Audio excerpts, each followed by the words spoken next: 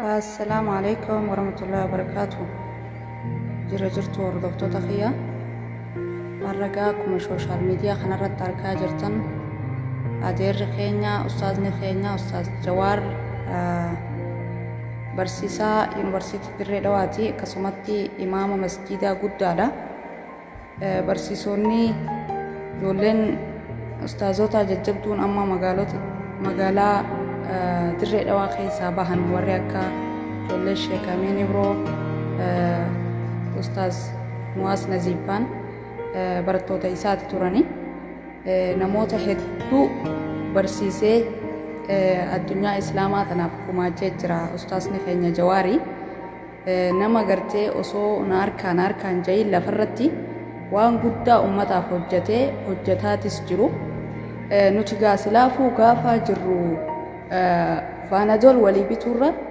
غافا دولي خفنا ولي بيتو ترقم من نوان تيفي أستاذ نخينيا برسيسان جوار وكبستي يرو أماتي حتى تمانك بيالا ديمي ولا نمو اسبتالا بيخينيا قيسا جران اسبتالو تا غرغدا روان اتهمامي جروف أكاونتي أسر سيني خاين تنا وجين شير غوتاني ولين جيساني لبو نمك آلي خنا كبتاچو دندينو irratti hirmaachuudha qabna. Maaliif biyyi nama barate hin qabne dhaloonni namni barate namni waa barsiisu keeysan jirre dhaloota galabaa jaamee yaamama waan ta'eef namni kuni nama akka Oromottis akka Islaamattis akka Itoophiyaattis galata guddaa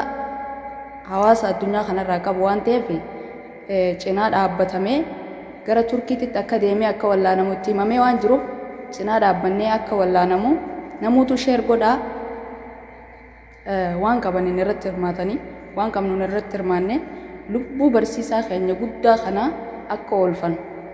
akkuma reefu siniin jee nuti osoo jirru wal cinaa dhaabbachuurra gaafa duune siidaa walii dhaabutti irra gamman. Kanaafuu rabbi ustaaza keenya nuuf haa fayyisu nama guddaa nuti biyya san keessa ni qabna jennee yeroo ammaan tanaa jirurra keessa nama takka jabaadhaa sheer godhaa namoota gurguddaa isa beekaniif kaisan beeyne biraan illee gayaa akka gargaaramurratti jabaadhaa hirmaadhaa isiniin jenna galatooma.